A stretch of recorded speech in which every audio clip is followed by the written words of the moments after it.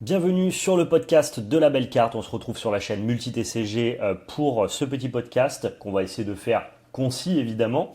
Concisons. On va essayer de concire au maximum. On a pas mal de sujets d'actualité dans le podcast MultiTCG. On va tout d'abord parler de Rise TCG, ce TCG français indépendant qu'on a pu vous présenter notamment sur la chaîne TV. On parlera de Star Wars Unlimited et notamment les problèmes Les de stocks. la sortie du set numéro 2. On a quelques infos qu'on pourra vous communiquer. Je parlerai aussi un petit peu du metagame. En fait, Ouais. c'est de tirer un petit peu un bilan, une conclusion Petite de, review. de ce premier chapitre de Star Wars qui du coup arrive un petit peu à son Ouais. terme. Et on va voir que franchement c'est vraiment un bon jeu Il reste un pour, mois, c'est ça? pour plein de raisons. Ouais, exactement, ça sort début juillet, Moins le d'un mois. set 2 de Star Wars Unlimited. Et là en plus c'est un peu le climax de la saison parce qu'il y a les Store Championship, enfin les Store Showdown, qui sont les tournois un petit peu comme les Store Championship de l'Orcana qui permettent de récupérer des cartes collector. Collector. Pixelborn, c'est fini, vous l'avez vu passer. J'ai pu en toucher deux mots dans une de mes vidéos, mais on n'a pas fait de débrief Hmm. pour rebondir directement sur cette Ouais, pareil. actualité. Mais on savait qu'on en parlerait notamment dans le podcast de la belle carte. Donc on vous donnera tous les tenants, les aboutissants. On vous dira ce que ça change pour Valepel Lorcana FR. Rien, mais on vous le dira du coup. Peu de choses.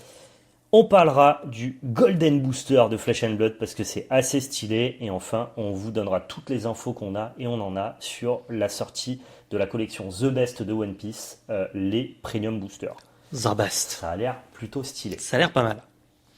On commence directement sur Rise TCG. Rise TCG, c'est un TCG français indépendant, kickstarté, autonome. Donc ça fait plaisir. Autonome, indépendant, c'est la même chose en fait. Ça veut dire qu'il n'y a pas d'éditeur derrière. C'est quelqu'un qui développe ça tout seul, qui s'appelle François Von Aurélie. Félicitations à lui parce que son TCG quand même prend de plus en plus d'ampleur.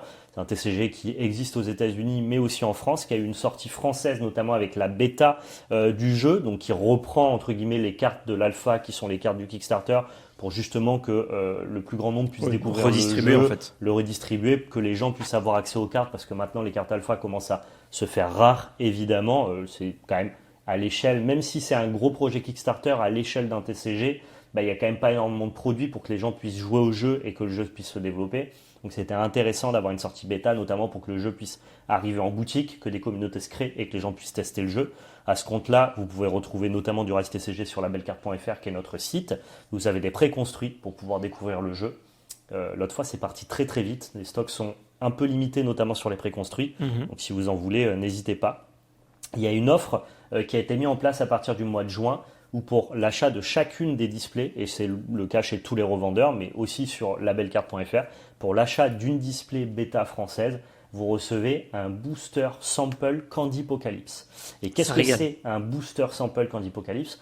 Booster sample, en fait, c'est un booster échantillon. C'est comme un booster test. En fait, c'est une espèce de présentation, de teasing de la prochaine extension qui sera Mm. la première extension C'est ça. réelle en fait de Rise TCG qui sortira en fin d'année, qui s'appelle Candypocalypse, qui est vraiment très très jolie. Pareil, j'ai tourné une ouverture sur Valepel TV de ces boosters samples qui vous donne en avant-première un avant-goût de à quoi va ressembler l'extension. Il y a seulement 50 cartes sur les 150 ou 200 cartes qui composeront cette extension-là, mais avec plein de traitements foils différents Mm. et qui certains ont été retenus pour l'extension finale, d'autres ont été abandonnés, donc ça en fait donc forcément des cartes collector Ouais, qu'on pourra pas avoir plus tard. qu'on pourra pas avoir, en tout cas pas dans ce skin-là, pas avec ce traitement de foil-là. Les traitements de foil de Rise TCG sont vraiment très travaillés, très divers, donc c'est assez stylé. Et je trouve que c'est une offre sympathique de...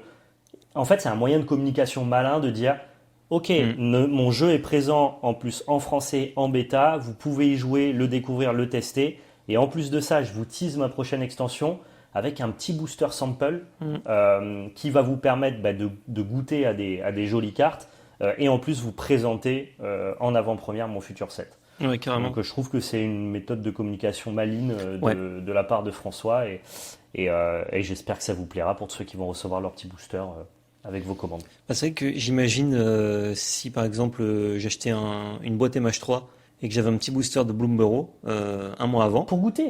Et en plus, Je c'est me un dis, booster c'est gratuit. sample avec des traitements foils que tu n'auras pas dans Ouais. l'extension de base. C'est zinzin. Genre si je fais l'équivalent avec des TCG, on va dire plus Oui. vieux, je me dis c'est zinzin comme Ouais. idée quoi. Et les TCG plus vieux n'ont pas besoin de faire ça, donc du Bien coup, sûr. ils ne le font pas. Mais Et, ce serait zinzin. et ça serait plutôt zinzin. Donc je voulais mettre en avant cette initiative-là parce que Ouais. je la trouve cool, maligne, et puis bah, franchement, C'est clair. les cartes Candypocalypse sont Et magnifiques. du coup, ça nous permet aussi d'avoir des premiers spoilers, on va dire, de Tout à fait. Candypocalypse. Bah, Enfin, c'est pas 50 des cartes spoilers, du mais set, donc quasiment sample. un quart, je pense. Hein. Mm.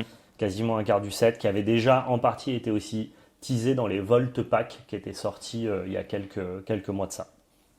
D'ailleurs, est-ce que les samples Non. sont exactement les mêmes cartes en termes de texte ou il y a des changements? Normalement, oui. Si j'ai c'est la pas même carte, tu pourras les énormément jouer. d'informations. Normalement, oui. Ok. Voilà. On a notamment reçu des displays scellés samples Mm. qui sont magnifiques. Il y en a 200 françaises et 200 anglaises. Donc, Vraiment notamment pas beaucoup. pour les États-Unis, donc seulement 400 dans le monde. Mm. Elles sont magnifiques et on va pas les ouvrir parce que l'item est exceptionnel. Trop Ça fait cool. plaisir. Mais à l'intérieur, il y a les mêmes boosters que ce que vous recevrez chez vous pour l'achat d'une display. Star Wars Unlimited. Donc du coup, on rappelle le jeu de Fantasy Flight Game qui est distribué par Asmodée, qui avait des métriques qui étaient plutôt basses avant la sortie et qui finalement a explosé dès que les gens se sont rendus compte que Star Wars c'était cool et que le jeu était bien. Il y a eu un vrai problème de quantité, notamment en France et aux États-Unis. Aux États-Unis, ils ont réussi à s'insérer dans les chaînes de production pour avoir du reprint, ce qui n'a pas été le cas pour les produits français. Et c'est normal, il faut savoir vraiment qu'encore une fois, le TCG, ça explose. Et donc, du coup, les chaînes de production sont pleines. Et que forcément, pour t'insérer dans une chaîne de production, tu vas prioriser ton marché anglais, qui est plus important que le marché français. Donc, de très petites quantités, vu que le jeu n'était pas spécialement voué à perdurer, voire à réussir. Pour le marché français, il vaut mieux produire moins que trop, histoire de lancer ton jeu. C'est tout à fait légitime. Mais le problème, c'est que quand tu anticipes que ton jeu va pas avoir un énorme succès à la sortie et que tu décides de designer un certain nombre de quantités de displays pour un territoire, ce même nombre de displays, de quantités, tu le répercutes aussi à ton deuxième set. Parce que tu anticipes tout en amont. Quand il y a la sortie de ton jeu qui sort, ton deuxième set, il est déjà en production, par exemple. Donc en fait, les mêmes quantités. Les mêmes quantités, ouais, voire moins. Ouais, voire moins même. Donc les mêmes quantités ont été appliquées au set numéro 2, ce qui fait que là, il y a énormément de demandes et les quantités seront aussi limitées que pour le set numéro 1. À la différence que le set numéro 1, ça a explosé après que ça soit sorti. Donc tout le monde pouvait acheter des displays. Moi, j'ai acheté mes displays, c'était disponible sur Play-in Oui, une semaine après la sortie. T'as acheté, puis t'as reacheté quoi. Moi, ouais, en deux c'était fois. tout à fait disponible. Il y avait absolument aucun problème. Ensuite, ça a explosé. Là, tout le monde en veut. Tout le monde en veut et c'est pas sorti. Donc ça veut dire qu'au niveau des distributeurs, il y a une priorisation des shops physiques parce que eux vont pouvoir mettre en avant le jeu. Ceux qui ont déjà mis en avant le jeu notamment. Ceux qui ont déjà mis en avant le jeu, mais je sais pas justement s'il y a une priorisation interne entre les boutiques qui ont déjà mis en avant le jeu et entre les boutiques qui l'ont pas fait. Moi, la seule priorisation qu'on m'a dit en tant que gérant de la belle carte, c'est on va prioriser les shops physiques parce que eux peuvent faire des événements boutiques. Alors que vous, les shops e-commerce, vous êtes la plèbe et donc, du coup, vous n'aurez pas de quantité. Simple vendeur. Ce que je peux comprendre en vrai, je trouve que la stratégie elle est entendable. Nous, on est juste déçus parce qu'on est aussi créateur de contenu et on a participé à mettre en avant le jeu. Mais bon, du coup, on n'a pas de passe-droit là-dessus, ce qui fait que c'est probable que, au moins pour le chapitre numéro 2, labellecarte.fr ne puisse pas vous proposer de Star Wars Unlimited. Il y a beaucoup de gens qui nous demandent quand est-ce que vous lancez les précos Star Wars. Il y a de grandes chances qu'on n'ait pas de produits. Ils vont prioriser d'abord les shops physiques qui, eux, peuvent faire des tournois. Attendre chapitre 3. Voilà, plutôt que les shops online qui, eux, n'auraient fait que de la revente. En vrai, j'entends tout à fait ce positionnement-là. Ça va un peu plus loin. Il y a pas mal de shops physiques, et ça, je trouve que c'est très intelligent de leur part, qui vont, au lieu de mettre leur display en vente sur Internet, c'est notamment le cas de Play-in, à la base, tu avais à venir et tu pouvais mettre une alerte pour être prévenu quand est-ce que le stock allait sortir, ce qui, moi, m'intéressait pour en avoir, tout simplement. Maintenant, ce stock-là a été retiré. Il y a beaucoup de boutiques physiques, en fait, qui vont seulement vendre leur display sur place. Au comptoir, quoi. Au comptoir. Ça permet forcément de récompenser ceux qui viennent jouer dans ta boutique et de faire vivre le jeu en boutique. Et puis d'amener les gens aussi. Exactement. Donc voilà, on a une sortie compliquée pour Star Wars Unlimited chapitre 2. Il n'y aura évidemment pas les quantités par rapport à la demande parce que le jeu est giga populaire, le jeu explose. Mais j'ai l'impression qu'il y a quand même une envie, plutôt que juste de distribuer les quantités un petit peu à la ZUB et que ceux qui reçoivent plein de displays mettent tout sur Internet. J'ai l'impression qu'il y a quand même une envie de la part d'Asmodée, de la distribution ou des local game stores d'essayer de promouvoir au mieux avec les quantités qu'ils ont le jeu. Donc je félicite au moins cette démarche-là, même si à titre personnel avec la belle carte on est très déçus de ne pas pouvoir vous en proposer. Donc j'espère que tous ceux qui jouent à Star Wars Unlimited, vous arriverez à avoir au moins une ou deux displays, histoire de pouvoir ouvrir quelques boosters et vous faire plaisir. Ceux qui veulent seulement jouer méta, n'hésitez pas à acheter en anglais. Les quantités seront quand même plus intéressantes évidemment. Et c'est sûr que au vu du succès du jeu, dès que y a un set qui n'a pas été programmé en termes de quantité et qui va arriver dans le rythme de sortie, bah là forcément on aura un retour à la normale, exactement comme l'Orcana. On a eu le problème sur les 2 premiers sets, et dès le chapitre 3, il y avait full quantité, aucun problème. Je pense que pour le set 3 ou 4 à Star Wars, il y aura effectivement plus aucun souci. Ouais, ça devrait être réglé. Ouais. Ça me permet de faire un petit bilan Transition de cette première année, de cette première saison de Star Wars Unlimited. Qu'est-ce qui s'est passé compétitivement? Qui est assez dingue en vrai. C'est sorti en février, on est en juin, donc C'était en mars. En mars, donc sur 3-4 mois, il s'est passé beaucoup de choses, notamment avec toute la hype qu'il y a eu. Mais compétitivement parlant, le jeu a énormément bougé. Il faut savoir que toutes les cartes étaient révélées pas mal de temps en amont et il y avait déjà des softs pour y jouer. Donc notamment les États-Unis et tout qui étaient un peu chauds, ils avaient déjà entre guillemets créé un espèce de metagame avec des decks qui étaient déjà très forts et très attendus dès la sortie du jeu. Ouais. Notamment l'ami Boba Vert que tout le monde disait imbattable. Et ben ce que j'adore avec ce set numéro 1, c'est que maintenant à l'aube des stores showdown qui sont c'est un peu comme les tournois pour gagner les Stitch à l'Orcana. Tu vas en boutique, il y a beaucoup de joueurs et tu récupères des cartes collector qui sont numérotées en mode champion, finaliste, top 3, top 4, et qui ont du coup une certaine valeur, quoi. Ok. Donc ils vont inciter les gens évidemment. C'est pas Mace Windu? C'est Mace Windu qui aime ça, exactement. Très stylé la carte. Ouais, très très sympa. Et donc à l'aube de ces tournois-là, on a sur les 18 leaders du chapitre 1, 9 leaders qui, d'après les dires des gens qui font de la compétition, 9 leaders qui sont totalement capables de remporter un Store Showdown. Sur la première saison? Sur la première saison, ouais. Sur 18. Donc un leader sur 2. Il y a 9 decks différents, minimum, qui sont capables de remporter un Store Showdown. Et ça ne paraît pas du tout étonnant. Ouais. Sur les 9 leaders, 50%, c'est énorme. Il y a plein de leaders qui ont 2 à 3 decks différents. Boba, tu peux jouer Boba jaune, Boba vert, Boba bleu. Et c'est tous des decks qui sont capables de gagner. Il a les leaders ont plusieurs couleurs. Tu peux leur mettre des bases qui vont déterminer les cartes que tu as le droit de jouer dans ton build. Ouais. Ça t'ajoute une couleur, c'est comme si tu splashais, on va dire. Exactement, mais du coup c'est pas du tout le même positionnement. Boba jaune c'est un deck qui est plutôt tempo, Boba vert c'est plutôt un deck qui est mid-range qui va utiliser des outils de rampe, et Boba bleu c'est un deck contrôle. Donc ça n'a rien à voir dans le gameplay. Et donc tu peux jouer une douzaine de decks qui sont capables de gagner un Store Showdown. Boba vert n'est plus du tout le meilleur deck du format, ni même le plus représenté. Il y a énormément de decks contrôle qui sont venus le prédater, ce qui a réintroduit du coup des decks très agressifs. La meilleure version de Boba, en tout cas celle qui est la plus jouée actuellement, c'est plutôt Boba jaune pour pouvoir jouer les cartes double jaune. Boba est un leader jaune, mais si tu leur ajoutes une base jaune, tu te fermes un pool de cartes. Par contre, tu peux jouer les cartes qui ont une double affinité de la même couleur. Ce qui te permet du coup de jouer certaines cartes que tu ne peux pas jouer dans un deck bicolore. C'est un peu comme si tu avais des triples colorés dans ton deck bicolore, vaut mieux jouer monocolore pour caster tes triples colorés. Ok. Et je trouve ça fou quand un seul set, sur 3-4 mois d'existence, on soit passé de « Ah, le jeu est cassé, il y a un leader qui est trop fort » à « Non, en fait, on va vous expliquer, tout est jouable, tout est fort, il y a 12 decks qui peuvent se battre, le jeu est super sympa et les potentiels de build sur un set de 250 cartes sont vraiment, vraiment très très larges, quoi. » Donc assez impressionné par ce que Star Wars Unlimited a fait en un seul chapitre, quoi. Ouais. C'est assez fou. Ouais, ça me rappelle l'Orcana un peu. Hein. C'est beaucoup plus vaste par rapport au chapitre 1. Beaucoup plus vaste.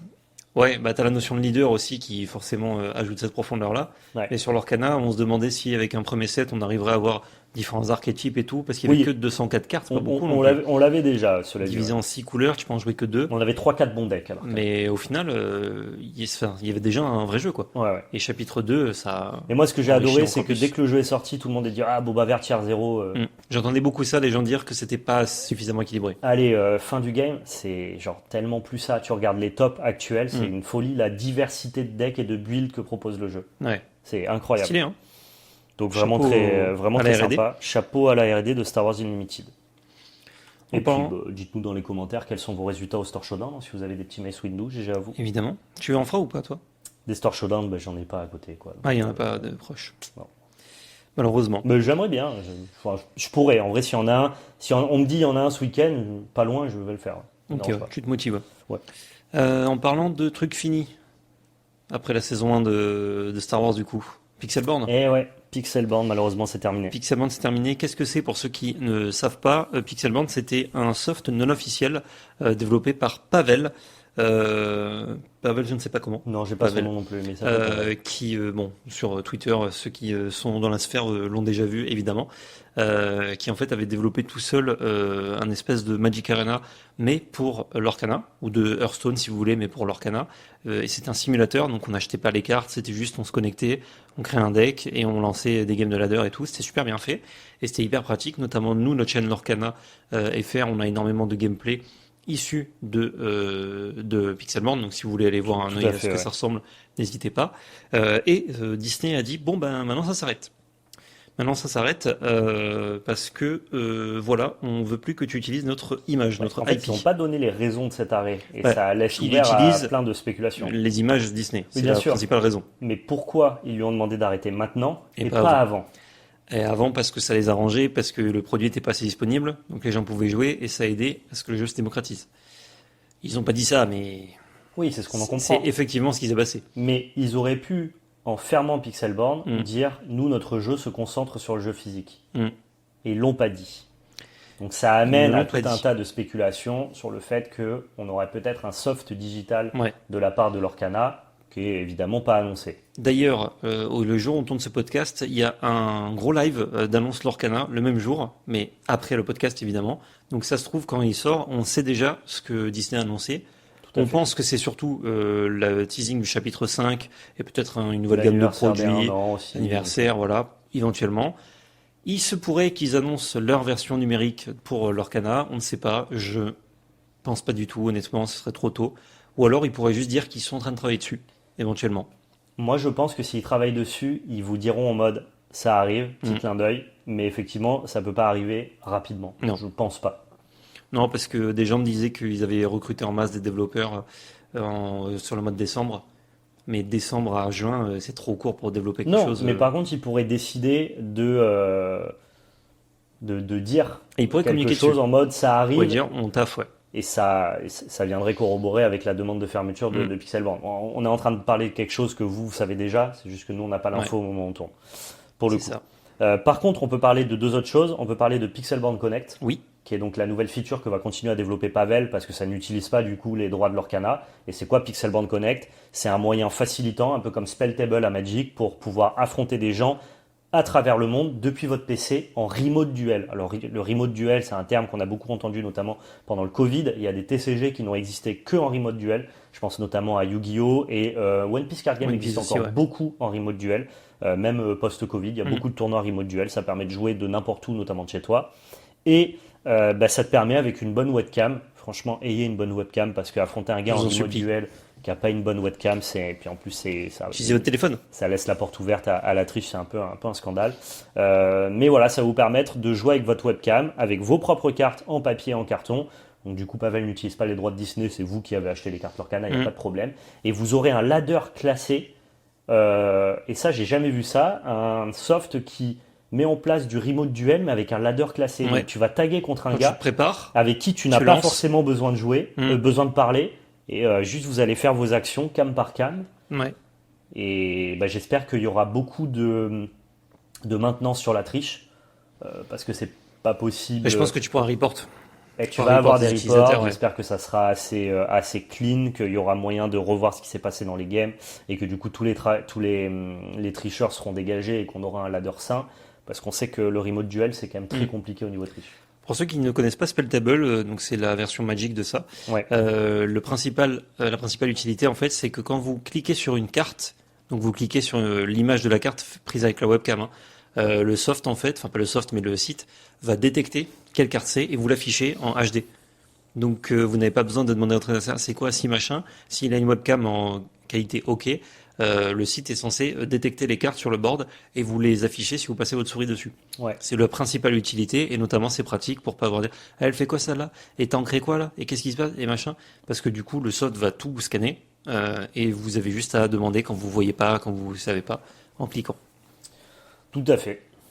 Donc on espère que Pixelborn Connect aura plein de features qui vont dans ce sens-là, un ladder classé intéressant. Moi je pense que je l'utiliserai notamment pour t'affronter toi sur la chaîne ou affronter d'autres créateurs de contenu. Je pense que ça peut être vraiment sympa. Après faire du ladder en remote duel, je suis pas persuadé. Le temps que ça prend, malheureusement, non. Quoi. Je ne suis pas persuadé. Je ne sais pas si en stream ça sera très pertinent. Je pense qu'on trouvera d'autres moyens de créer du contenu. Mais j'essaierai quand même. Voilà, j'ai un œil curieux là-dessus. Et je pense que Pavel, avec le level qu'il avait sur Pixelborn, il est capable de nous développer un truc assez vénère. Ouais. Et si ça prend, tant mieux pour lui. Je lui souhaite. En tout cas, c'est une belle initiative. C'est un moyen de rebondir quand même parce que c'était un peu son bébé Pixelborn. Donc je trouve ça. Ouais. Je trouve ça assez cool de sa part de proposer ça. Carrément, très cool. Et un rapide mot sur ce que ça change de ne plus avoir Pixelborn pour nous.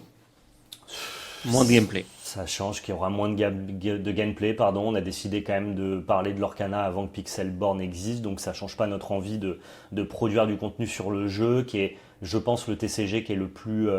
de tous les TCG émergents, c'est le TCG entre guillemets qui a le plus d'avenir actuellement, en tout cas qui est vraiment sur les bons rails. Il y a de plus en plus de gens qui se mettent au jeu, on a déjà une belle communauté, on l'a vu notamment à Lille, on a pu tous vous rencontrer, c'était un moment qui était délicieux. Donc non, on va pas arrêter, Valepel l'Orcana FR n'arrête pas avec la fin de Pixelborn, il y aura juste moins de gameplay, mais je veux dire entre des deck tech, de la collection, des tops, des reviews des spoilers, des points méta, il y a de quoi faire. Il y a de quoi faire, on continuera toujours de parler de l'Orcana. Et puis, si ça nous permet de faire plus de gameplay avec les cartes en physique, bah tant mieux. C'est un peu plus cher. Oui, mais nous on les a. Faut avoir les cartes. Finalement, donc ça va. On les a. Pas l'Orcana qui nous les paie, on les achète. Hein, mais... Ouais. Mais peut-être que du coup l'Orcana aura envie de soutenir le créateur de contenu, je ne sais pas. L'Orcana, si vous passez par là, on existe. Non, ils s'en foutent. Pour l'instant, on ne sait pas. Pour l'instant, c'est peut-être ça l'annonce. Tous les créateurs de contenu, on vous donne des boosters. On vous donne des boosters. Ouais, super. Merci. Non, mais c'est vrai que ce soir, en fait, ils ne peuvent pas, dans les annonces, ignorer le fait que la création de contenu l'Orcana prend un coup énorme. Parce qu'autant, toi et moi, on savait qu'on allait parler de l'Orcana, même s'il n'y avait pas Pixelborn, et du coup, notre chaîne, elle va continuer à exister. Autant, il y a des créateurs de contenu qui se sont mis à l'Orcana, je pense, pour Pixelborn, voire même il y a des gens qui se sont mis à l'Orcana pour Pixelborn. Et donc, ils ne peuvent pas ignorer la perte que ça va avoir dans la communauté de ne plus avoir Pixelborn. Il faut forcément qu'ils trouvent un moyen de nous donner l'opportunité de continuer à créer du contenu, que ce soit par un soft officiel ou des mises en avant quelconques, tu vois. Donc c'est sûr qu'ils ne peuvent pas juste dire en mode Pixelborn c'est fini et ne rien faire en ce sens. C'est impossible. C'est une énorme perte de visibilité pour eux. Ouais, mais je ne sais pas dans quelle temporalité ils doivent le faire. Je sais pas s'ils doivent le faire maintenant ou... Ils vont le faire. Ils doivent l'annoncer. C'est obligatoire. Ouais. S'il y a un truc, ils ne peuvent pas ne pas l'annoncer. Toute réponse pour nous ce soir, réponse pour vous il y a 2 jours. Ouais. Je peux rajouter l'anecdote rapide de Savage qui a parlé avec un des designers du jeu je ne sais plus sur quel tournoi c'était. Savage, c'est un gros créateur de contenu multi-TCG, mais notamment Atlanta. Et je crois pas que c'était à Atlanta parce que Pixelborn n'était pas encore fermé à Atlanta. Donc c'était après, c'était dans un autre tournoi. Ah bon ? Ouais, il n'y avait pas l'annonce de Pixelborn fermé à Atlanta. C'est tombé après.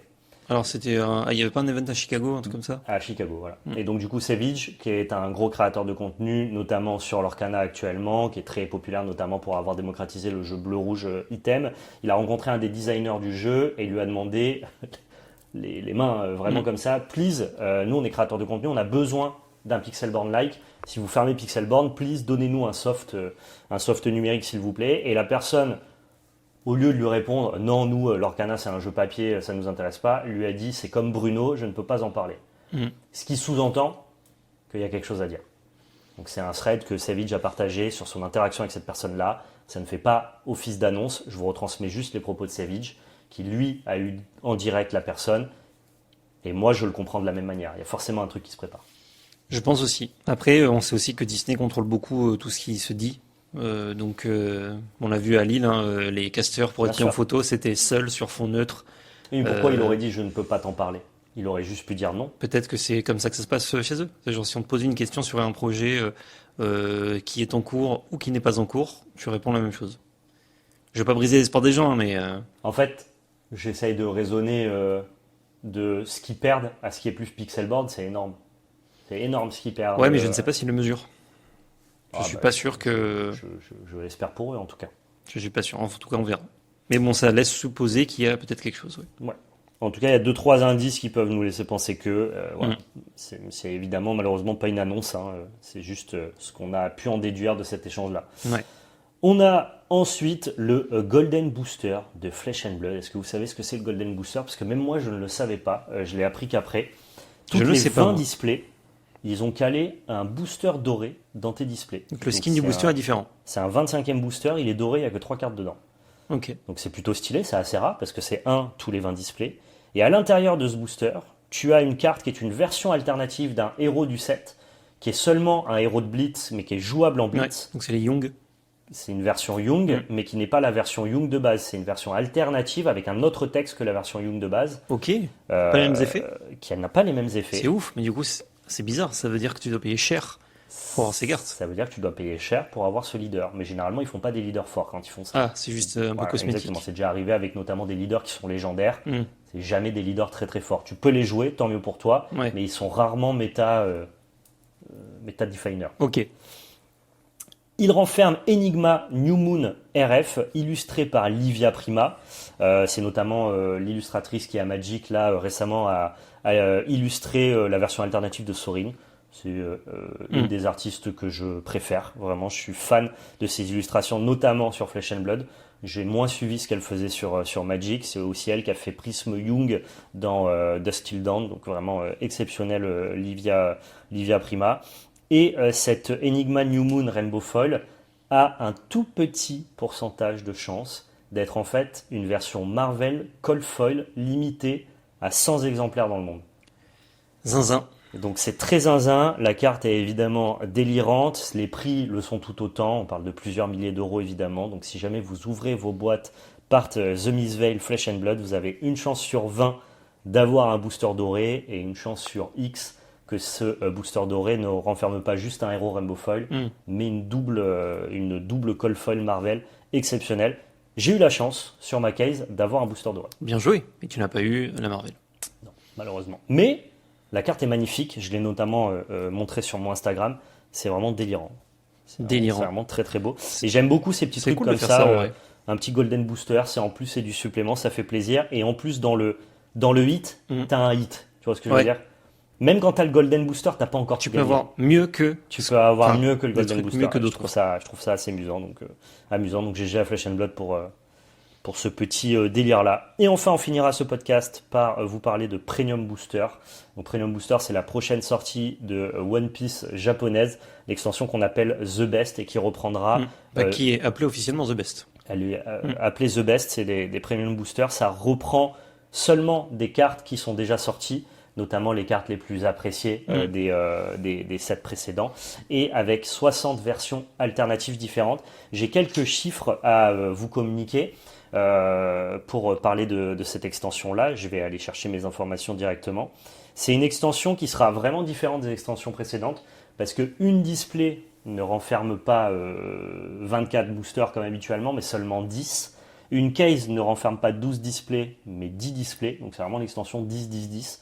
Donc tu as 10 displays qui ont chacune 10 boosters, et dans chacun des boosters, il y a 10 cartes. Ça, c'est les informations officielles que l'on a. On sait qu'il y a 60 alternatives différentes, donc beaucoup de cartes à collectionner. Les alternatives, c'est les plus belles cartes de One Piece. On sait qu'il y aura 30 dons différents. D'habitude, il n'y en a qu'un par set, donc ça va être exceptionnel pour ceux qui veulent pimper leur deck. On sait qu'il y aura 27 SR qui, je pense, seront un reprint des meilleurs SR pour le jeu. Donc ça aussi, c'est plutôt intéressant. Par contre, moi, j'ai des infos non officielles, donc forcément à prendre avec des pincettes, parce que ça n'a pas été communiqué, c'est des rumeurs, des choses qu'on voit passer dans la communauté. Dans chaque booster, et c'est normal dans une display de 10 boosters, il y aurait un hit, SR ou mieux.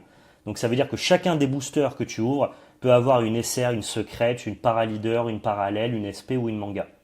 Ce qui est quand même exceptionnel. Chaque booster, ouais. Chaque booster. Mais c'est normal, je pense, pour une display de 10 boosters. À mon avis, elle est non officielle, cette info. Ça m'étonnerait que ce ne soit pas confirmé, quoi.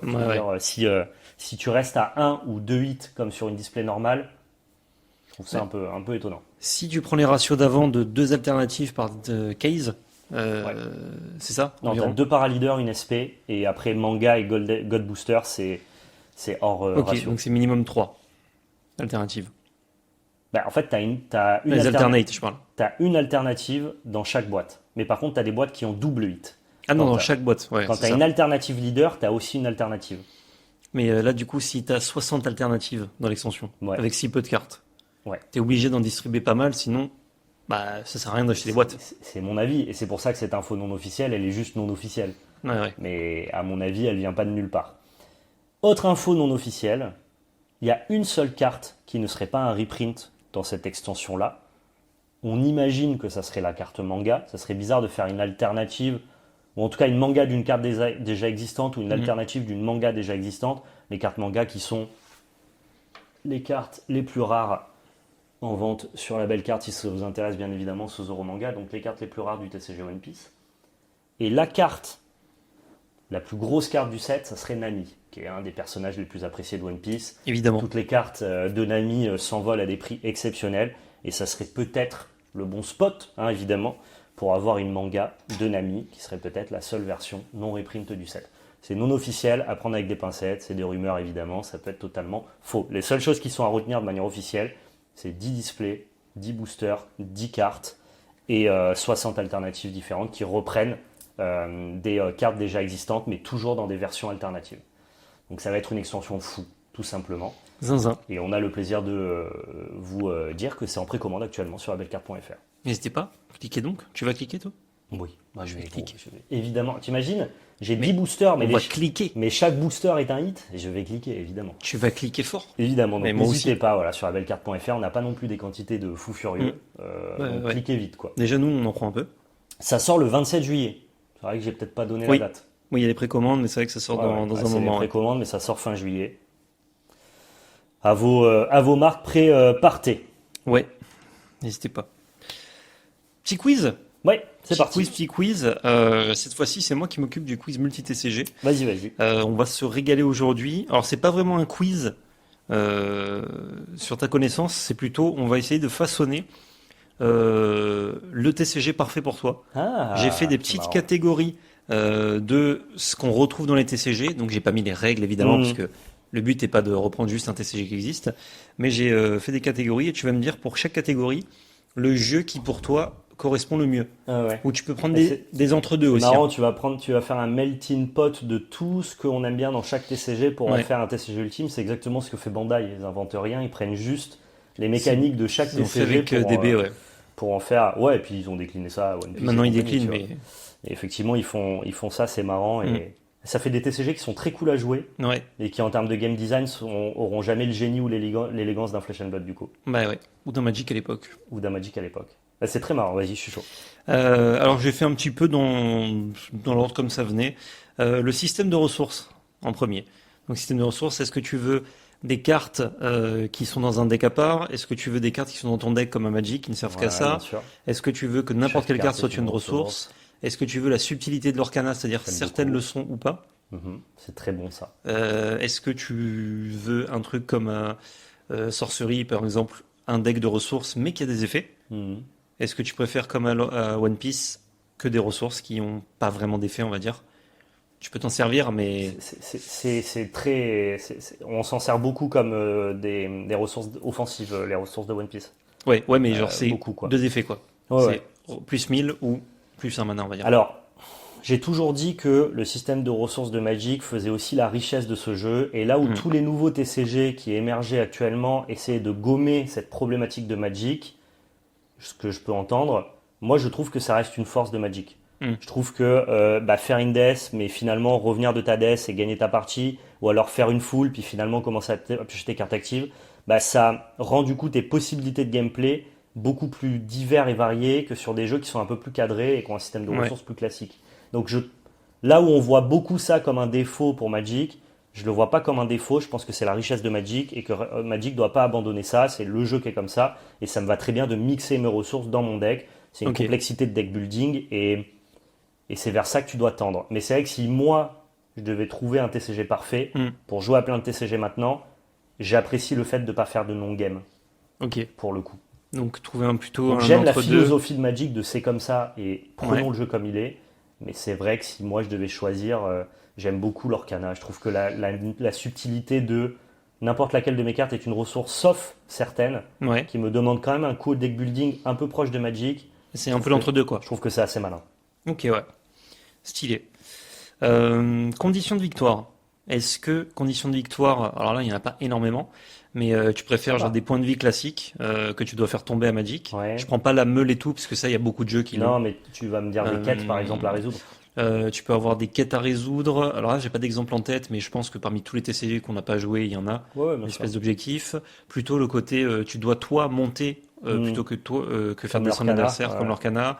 Le côté nombre de points de vie qu'on retrouve à l'époque dans Duel Master. Il y a des boucliers en fait que tu dois faire tomber. Les récompenses au card game. Les récompenses dans Pokémon qui sont l'inverse, c'est-à-dire que tu dois taper des récompenses, mais quand tu enlèves des récompenses de ton adversaire, c'est toi qui les pioches. Ouais, bien sûr. Donc tu es récompensé à l'attaquer, plutôt que de récompenser l'adversaire de se faire attaquer. Dragon Ball qui utilise un peu l'entre-deux, c'est-à-dire tu as des points de vie que tu pioches quand tu te fais taper, mais tu aussi pioches toi-même beaucoup dedans pour avoir plus de cartes et faire des Mécanique de effets. Saiyan, hein, plus tu te fais taper, plus t'es fort. Donc c'est flavor en plus avec l'univers du jeu. Moi, dans les faits, dans les mécaniques, j'ai adoré avoir mes points de vie en récompense.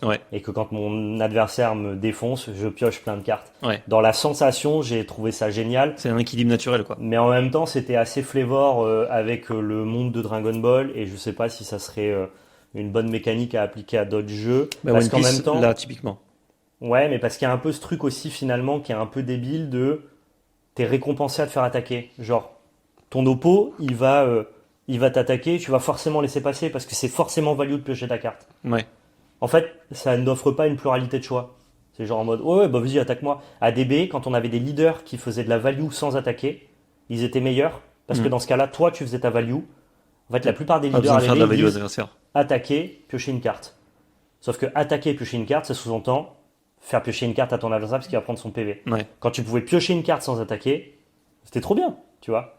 Et donc du coup, finalement, un truc que je trouvais giga qualitatif, dans le game design, ça devenait un peu problématique à terme, tu vois. Donc je crois que juste baisser les points de vie de ton adversaire à 0, ça me va très bien. Classico, quoi. Donc du MTG. Enfin, d'autres jeux qui ont et ça, par contre, quand tu bourres le gars et qu'en plus tu as des récompenses à Pokémon, ça c'est horrible, je trouve.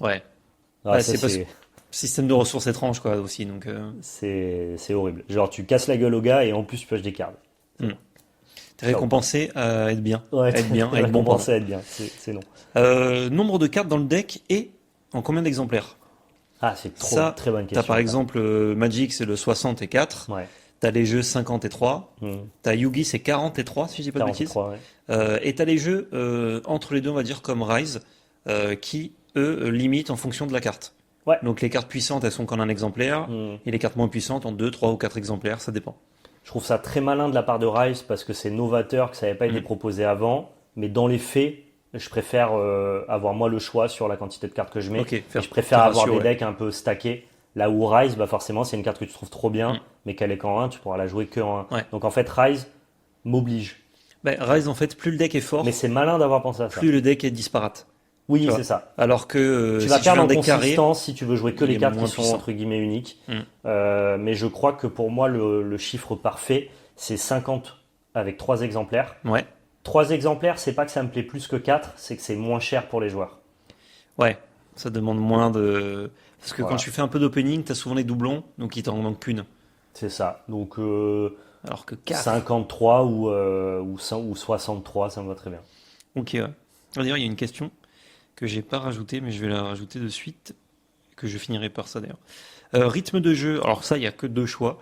Soit du tour par tour, donc ce qu'on a à l'Orcana, Magic, enfin quasiment tous les TCG, soit avec les nouveaux petits TCG, des Star Wars, Alter des Star Wars, le action par action. Le tour je partagé. Fais une action, tu fais une action, je fais une action, tu fais une action, qui ont du coup des tours quand même, puisqu'il y a une fin au tour, et ensuite on en recommence un, mais il est partagé, comme tu dis, on va tous les deux jouer en ping-pong.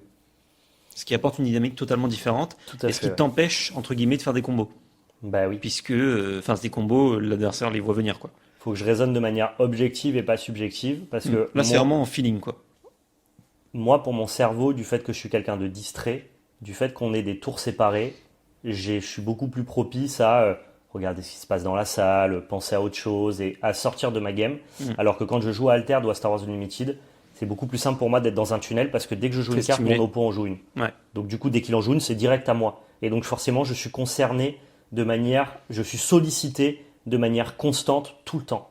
Alors que sur un jeu comme Magic ou l'Orcana, quand tu as fini ton tour, tu peux un peu laisser place. Surtout l'Orcana, Alors plus sur l'Orcana que sur Magic, parce que Magic, tu vas jouer aussi pendant le tour de l'adversaire, mais c'est plus propice à divaguer un peu. Mais c'est très personnel comme sensation pour le coup, parce que à l'inverse, maintenant, si je prends pas mon scénario en compte, le tour partagé que moi j'aime bien pour ma personne, il est vachement limitant comme tu le dis.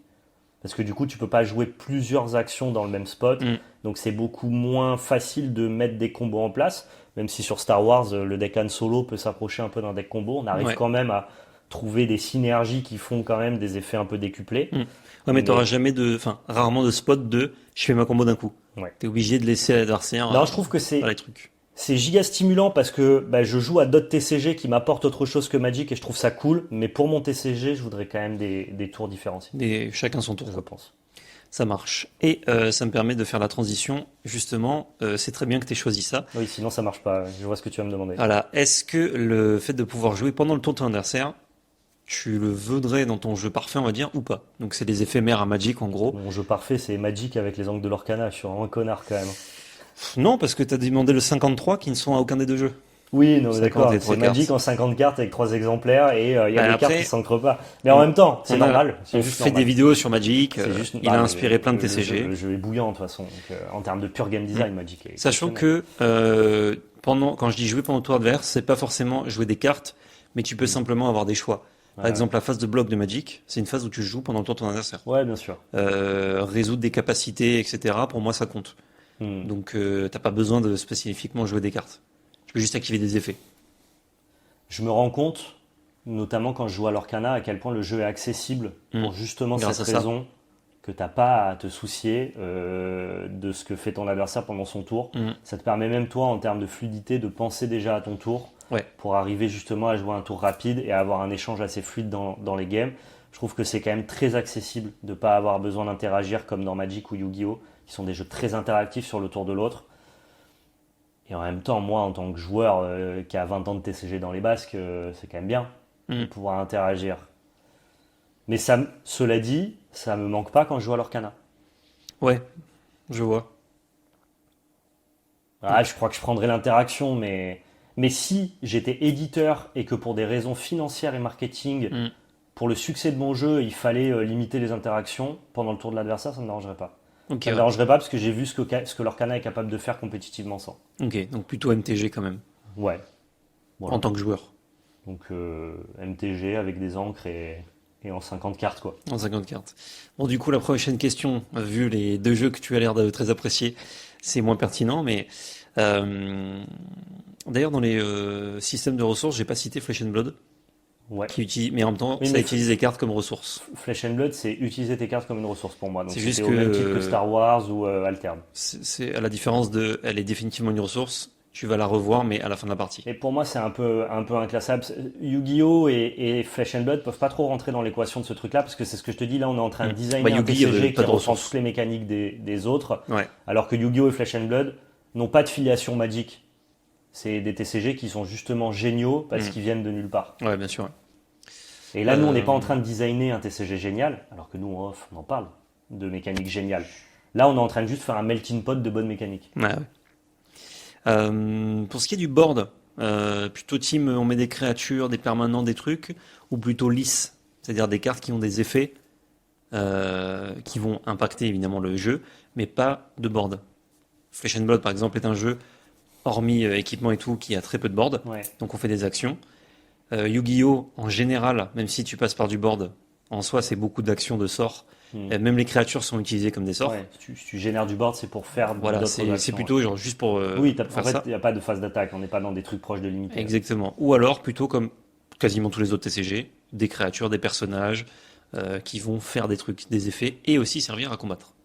Mais c'est bizarre parce qu'en fait, c'est tellement la norme d'avoir du board, d'avoir des créatures qui vont servir à attaquer d'autres personnages, que justement j'adore Flesh and Blood et Yu-Gi-Oh! Pour cette raison-là. Parce que tu ne le fais pas. Parce que justement eux font pas ce que tous les autres font. Et donc moi quand je joue à Flesh and Blood, je trouve ça génial, tu vois, genre en mode en fait je porte des attaques, j'invoque pas des créatures, et c'est trop flavor avec l'énergie du jeu. Mais en même temps, si moi je devais créer un TCG, est-ce que si finalement tous les jeux étaient comme Flesh and Blood, est-ce que je préférerais pas avoir du board?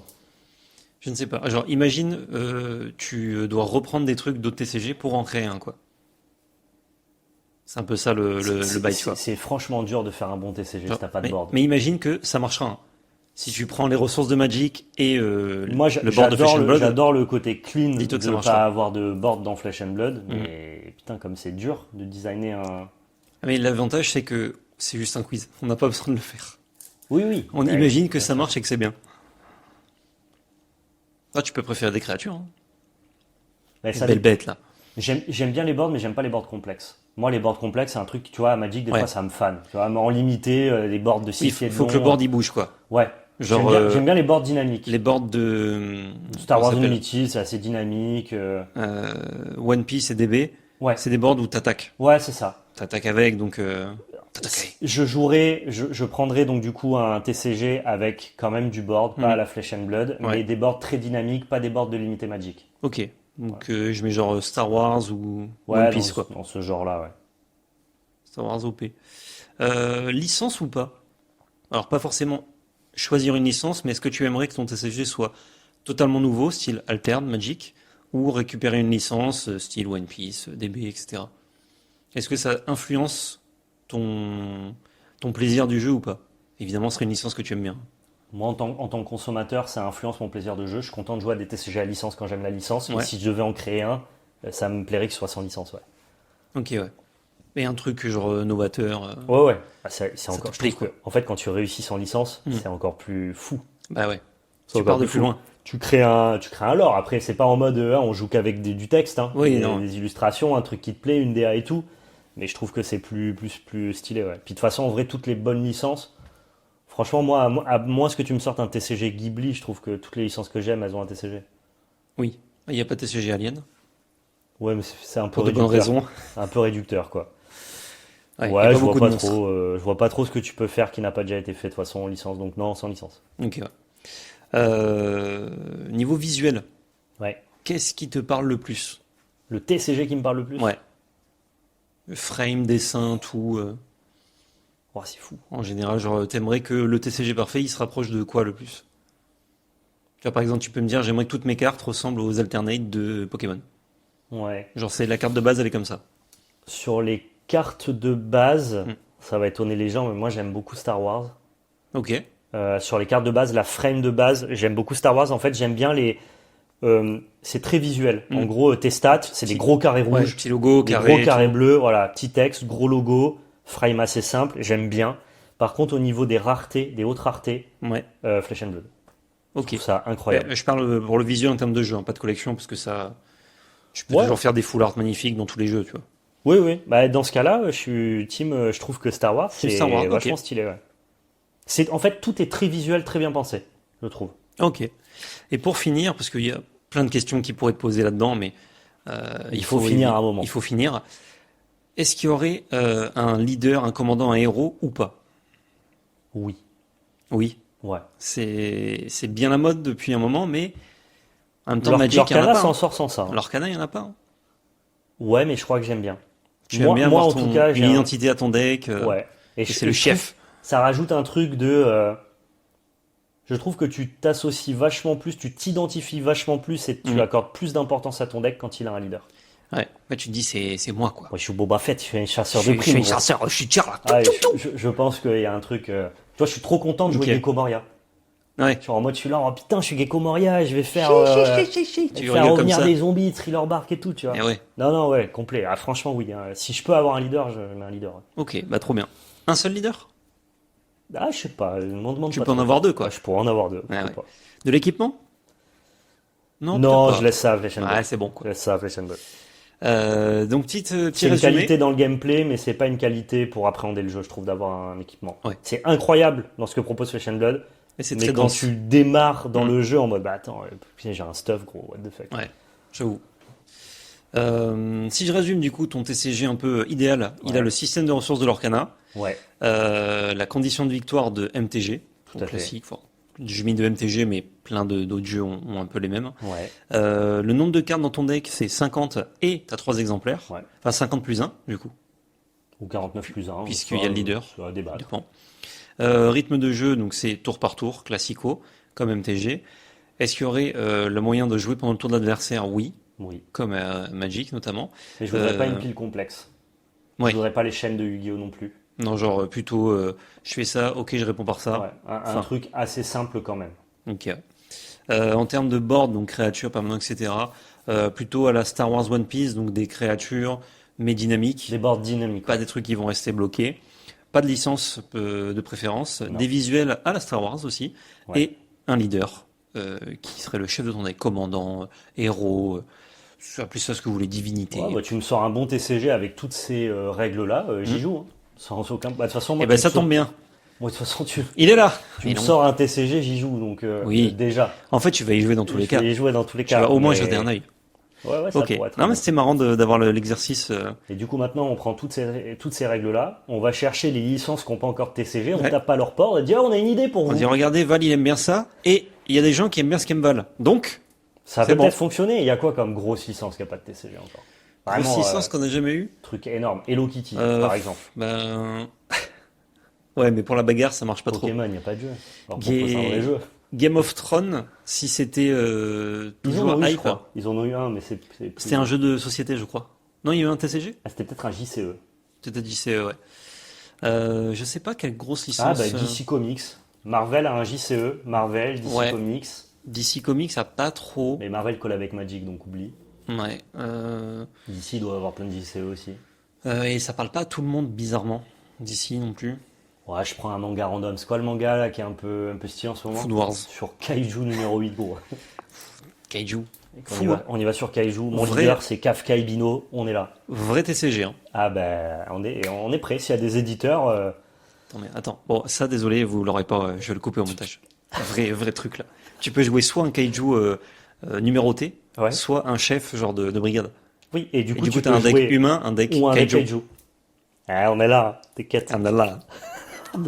Et non, tu joues les deux même. T'as forcément les deux dans ton deck, et t'as et le numéroté et l'humain. Et tu attaques en croisé l'adversaire. Piou, piou. Tu vas pas demander s'il y aurait du multi dans mon jeu. Incroyable. Ouais, ça, tous les jeux ont du multi au bout d'un moment, quoi. Toi, tu dirais non. Et non, on n'a pas de fun chez Il y en a moi. pas. Si, Vous il y en jouez à 2, pas plus. Merde. aurait. Si, il y en aurait. Du multi à 3 pour toutes les fois où tu veux faire une table de multi Ah, et le l'horreur. quatrième est pas là. L'horreur du multi à 3. Ça finit toujours en 2 contre 1. Non, mais je ferai Chef. un multi malin à la Flesh and Blood à la Star Wars. Je suis désolé, on rallonge ce podcast. Un peu genre. À la Flesh and Blood, t'as des adversaires attitrés. Donc, Ouais. du coup, t'as moins cette côté politique parce que naturellement, chacun a ses adversaires. Et à la Star Wars, c'est tellement malin, gros. T'es à 4 autour d'une table. Et en fait, dès qu'il y en a un qui est mort, la partie s'arrête. Par contre, celui qui a tué la personne Ouais. gagne 5 points de vie. Et à la fin, il n'y a qu'un gagnant. C'est celui qui a le plus de PV. Donc ça veut dire que pendant toute la game, celui qui a le moins de PV se fait protéger par 2 gars. Et celui qui a le plus de PV se fait toujours focus par les autres. Mais dès que celui qui a le plus de PV passe en dessous d'un autre qui a le plus de PV, Ok. dans ce cas-là, lui doit préserver ses PV et essayer de tuer un type. Parce que quand tu tues un gars, fin de la game, c'est comme quand Ouais. tu attrapes le vif d'or et on regarde juste qui a le plus de PV. Donc il n'y a jamais de politique. Naturellement, Ah. les rôles s'équilibrent. Genre, on se laisse tout tous le en temps. vie Exactement. jusqu'au moment où ça bascule. C'est génial. Ah, c'est rigolo ça. Du coup, il n'y a pas de politique. Et du coup, c'est pas du tout le même jeu au final.